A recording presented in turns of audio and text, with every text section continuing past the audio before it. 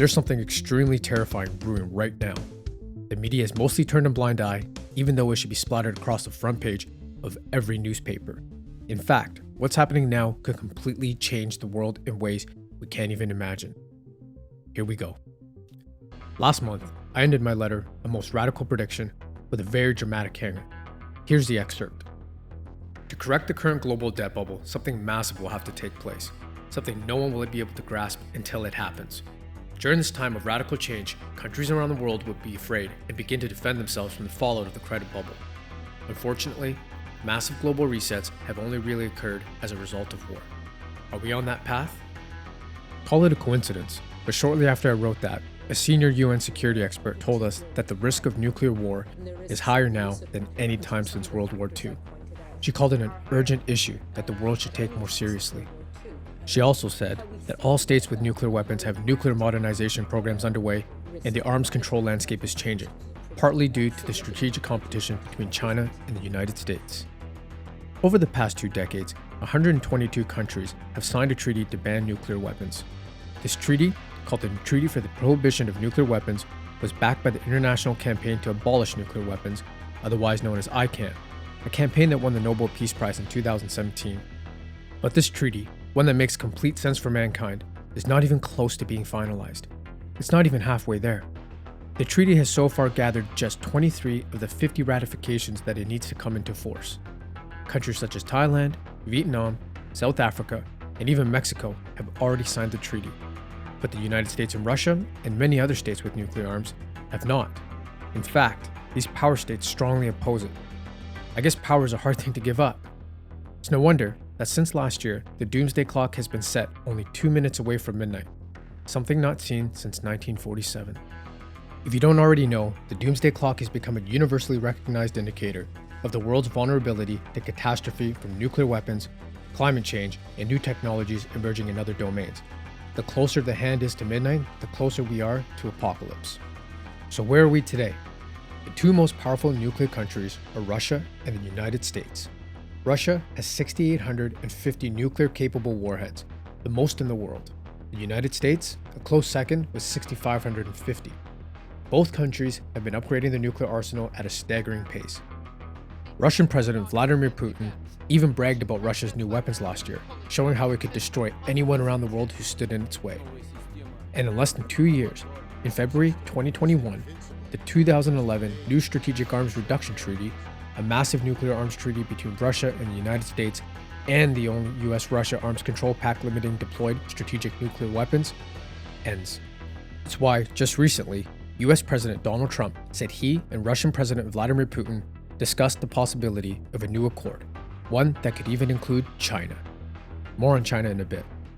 While the new nuclear accord between the 2 biggest nuclear powers would ease global tensions, it seems we're much further away than we are close to an agreement.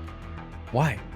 Well, for starters, the US has now withdrawn from both the Anti-Ballistic Missile Treaty and the Intermediate Range Nuclear Forces Treaty. These are actions that Russia feels will not only lead to an arms race, but lead to consequences worse than the Cold War. And it would seem Russia is right. A new arms race has begun. In fact, it's been happening right under our noses over the past few years. Back in 2016, senior US military and nuclear weapons officials convened in Albuquerque to promote a $1 trillion nuclear weapons plan. The meeting was organized by the Strategic Deterrent Coalition, otherwise known as SDC. But who are they? According to the SDC, they are a non-profit, non-partisan, community-based organization formed to support the nuclear triad, but providing educational information on the importance to the US nation of maintaining a safe, secure, and effective nuclear deterrent. The nuclear triad is America's strategic nuclear deterrent comprised of intercontinental ballistic missiles, submarine-launched ballistic missiles, and nuclear-capable long-range bombers. The SDC's purpose is to inform decision-makers and thought leaders on how America's nuclear weapons contribute to the US's strategic position, all in a world where potential adversaries are modernizing, innovating, and gaining in almost every way. In other words, the SDC is an organization that encourages the advancement of nuclear weapons because, ironically, they believe advancing nuclear weapons is the best deterrent against nuclear weapons. So it should come as no surprise that the SDC meeting was funded by companies directly involved in the creation of nuclear weapons, including Northrop Grumman, Boeing, Orbital ATK, BAE Systems, and others. It should also come as no surprise that while the stock market is down over the last month, companies involved in the arms race are doing just fine. According to the Stockholm International Peace Research Institute, otherwise known as SIPRI, total world military expenditure has hit another record high, rising to US $1.8 trillion last year. Meanwhile, America's military budget is set to grow for a fifth consecutive year to near historic highs in 2020. In fact, the US remained by far the largest spender in the world and spent almost as much on its military in 2018 as the next 8 largest spending countries combined. Aside from being the world's leading power, why is the United States increasing their defense spending? Here's an excerpt from the Washington Post that explains it. Pentagon officials have said the additional resources are needed to counter military escalations in Russia and China, which have invested heavily in next-generation military weaponry.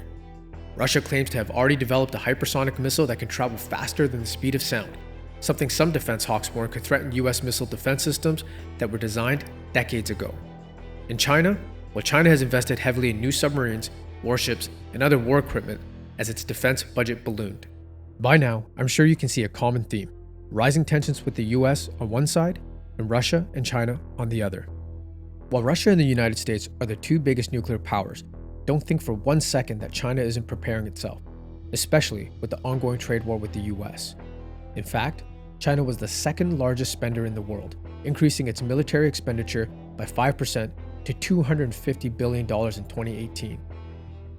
Together, the US and China accounted for half of the world's military spending. And when it comes to nuclear weapons, China isn't about to sign any treaties or back off in advancing its nuclear arms capabilities. Remember earlier when I said Trump and Putin discussed the possibility of a new nuclear accord that could even include China? Well, China responded right away. And here's what the Chinese Ministry of Foreign Affairs had to say. China will not participate in any negotiations on any trilateral nuclear disarmament agreement with the United States and Russia. We're opposed to accusations from any country on arms control issues. Our nuclear forces have been at the lowest level of national security needs and are not on the same scale with the United States and Russia.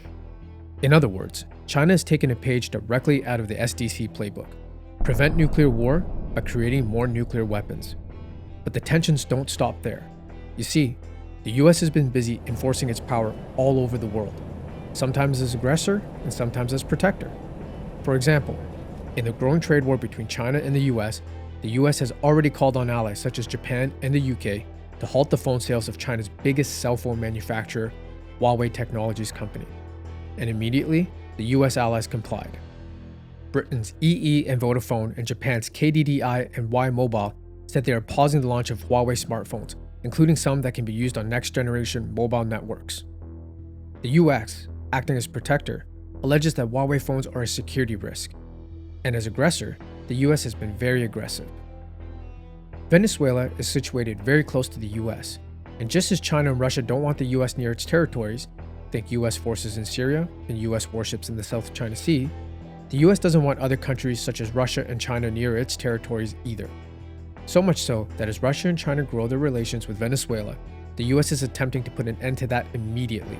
Here's what Vice President Mike Pence told the world earlier in April. Demonstrate this is a president who embraces his role as leader of the free world. But with regard to Venezuela, whether it be Russia or whether it be Iran, the president's message is very clear. Russia and Iran have no business in Venezuela. They should step aside and allow the people of Venezuela to restore their democracy and their freedom. President Trump has made clear that all options are on the table. Venezuela is a failed state. Failed states know no boundaries. Venezuela has become a hub of criminal activities, cartels, terrorist organizations that not only oppress their own people and bring violence to those who oppose the Maduro regime, but they're also spreading that violence throughout the region, threatening allies across the region and threatening the interest of the United States of America. So the president's made it very clear. We're going to continue to take decisive steps to bring economic and diplomatic pressure to bear on Venezuela and on those who are supporting the corrupt Maduro regime. But all options are on the table, and the president's determined to see this through until we see democracy and libertad restored for the people of Venezuela. Russian aircraft landing in Venezuela, bringing personnel of a nondescript nature into the country in some security role or advisory role is just unacceptable. The people of Venezuela are suffering. 3 million people have fled the deprivation and the oppression of the Maduro regime. 2 million more are poised to flee that country again. This is our neighborhood. And the president's made it clear that whether it be Russia, whether it be other nations, that they need to step aside, they need to cease efforts to stand in the way of economic and diplomatic pressure, and they need to cease supporting the Maduro regime. What other nations could Pence be referring to? Well, China has invested billions into Venezuela and continues to offer humanitarian support, most recently in the form of medical equipment and supplies. But what does China have to do with Venezuela, and why is China involved? To understand this, you have to go back to my letter in 2017 where I wrote about how the US dollar will collapse. Venezuela is home to the largest oil reserves in the world, according to OPEC data. Unfortunately, much of Venezuela's massive oil reserves are located either offshore or deep underground and consist of heavy oil, making it very expensive to extract. In other words, the price of oil needs to be much higher for the country to succeed, especially since oil represents 95% of Venezuela's export earnings. Venezuela President Maduro has already suggested that $70 per barrel would be a balanced price and help the global financial situation.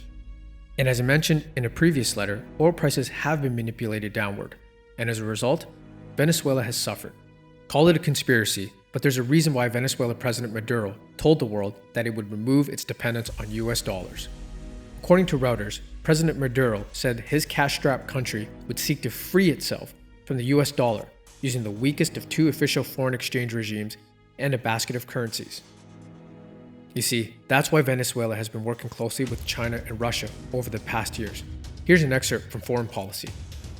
From 2007 to 2014, China lent Venezuela $63 billion, 53% of all its lending to Latin America during this time. But there was an important catch to this largesse. To guarantee repayment, Beijing insisted on being repaid in oil. And with most lending agreed to when oil hovered at more than $100 a barrel, as it did for most of 2007 to 2014, it seemed a good deal for both sides. However, when oil dropped to close to $30 a barrel in January 2016, this caused Venezuela's price tag for serving its debt to explode. To repay Beijing today, Venezuela must now ship 2 barrels of oil for every one it originally agreed to. And guess what? Just last week, Venezuela launched its attack on the US dollar by using China as its anchor. Here's an excerpt via Reuters. Venezuela published the price of its oil and fuel in Chinese currency on Friday in what it called an effort to free the socialist-run country from the tyranny of the dollar, echoing a plan recently announced by President Maduro. Maduro said last week that his government would shun the dollar after the United States announced sanctions that block certain financial dealings with Venezuela on accusations that the ruling Socialist Party is undermining democracy. The global oil industry overwhelmingly uses dollar for pricing of products. A weekly oil ministry bulletin, published on Friday, listed September prices in yuan while including prices from previous weeks and months in dollars. Do you think it's a coincidence that all of a sudden the CIA tells us that it intends to exact a change in the Venezuela government? Is it a coincidence that Trump just threatened Venezuela with military intervention? It's because Venezuela is directly attacking the dollar. While China and Russia are going against the US and Venezuela, another country, one that is very close to war with the US, is too. It's no secret that Iran and the US are getting closer than ever to war with each other. Earlier this year in March, Russian and Iranian foreign ministers said they were committed to helping Venezuela's government and opposition find mutual understanding. Since then, however, tensions between Iran and the US have gotten significantly worse. So much so that the Pentagon just revealed plans to send 10,000 troops to the Middle East. And that's a scary thought, considering that Iran just told the world it just quadrupled its uranium enrichment production capacity and is on pace for weapons-grade level production. In other words, yet another country at odds with the US could soon have a nuclear arsenal of its own. There are simply too many countries now aggressively pursuing and expanding their nuclear capabilities that I could sit here and go on for hours about them. For example, Germany's armed forces are already studying the possibility of acquiring nuclear bombers capable of using the new American B-61-12 atomic bombs. Meanwhile, growing tensions between Pakistan and India are kindling further nuclear ambitions. Just as Indian Prime Minister Narendra Modi secured a landslide general election victory, Pakistan told the world that it had conducted a training launch of a Shaheen-2 surface-to-surface ballistic missile, which is capable of delivering conventional and nuclear weapons at a range of up to 1,500 miles. This should come as no surprise, as India has been secretly turning itself into a nuclear power. Here's an excerpt via the India Times. A leading American foreign policy journal today alleged that India is building a top-secret nuclear city to produce thermonuclear weapons, which would upgrade the country as a nuclear power and unsettle its two major neighbors, Pakistan and China. I hope by now you understand the risks of rising global tensions. Now, you may be wondering, what does this all have to do with investing? The answer is twofold. 1. Tensions like this almost always occur when the global economy and stock markets are nearing a peak. As countries deploy more protectionism-style policies, such as the current trade war with China and the US, stocks tend to fall or flatline at best. Furthermore, as I mentioned in a 2017 letter, inflation could pick up under Trump's protectionist-style policies. Here's the excerpt. As Trump's policies begin to see success, the Fed will likely raise rates and contract the money supply. They will need an excuse to do it, and what better excuse than a rise in inflation caused by Trump policies? When this happens, another Great Depression could occur. Of course, following that, will need to be saved. Fast forward to today, and the prices of consumer goods are already expected to climb as a result of the trade war. Just take a look at some of the headlines all over media. Walmart says higher tariffs on China goods will increase prices for US shoppers. Trump's trade war with China could cost the average family up to $2,300 a year. The list goes on. If this trade war continues, inflation will follow. That doesn't mean stocks have no more room for growth, especially if the Federal Reserve intervenes, but if the trade war continues, it will eventually lead to a prolonged period of little to no global growth. 2. During these times of uncertainty, companies involved in the defense sector generally do very well. We have already seen how resilient these stocks have been over the last month when compared to the rest of the market. The world is getting smaller and ever more crowded. New global powers are now challenging the dominance the US has had for many decades. When the throne is challenged, everyone gets hurt. What do I mean? Just watch the second last episode of Game of Thrones. Until next time, seek the truth.